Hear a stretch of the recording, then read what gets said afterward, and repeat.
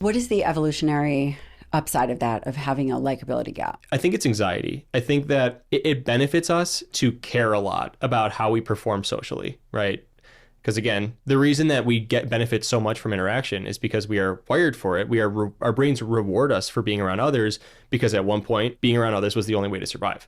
And so we care whether we are liked, we want to be liked, and everybody has some level of social anxiety. I mean, I think we should be motivated to connect, right? We are better off together in so many ways. A couple 100,000 years ago, it meant we were more likely to survive. Now it means our brains are healthier, and there's a ton of research showing that more isolated people are less healthy in many ways. We can go there too.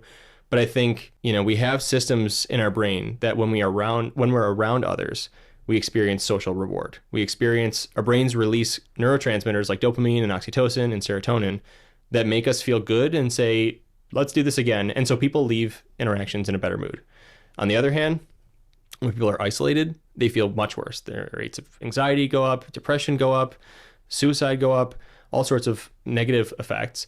And the body perceives isolation as a form of stress. It activates the HPA axis, it drives cortisol levels up, we feel worse, we have health effects. And I think that's our brain's alarm system saying, you are alone, go find community because you're more likely to survive in community, again, based on long history of roots. And so I think this liking gap is maybe the brain's way of saying you can never get too comfortable, right? If you are cast out from your tribe, you could die.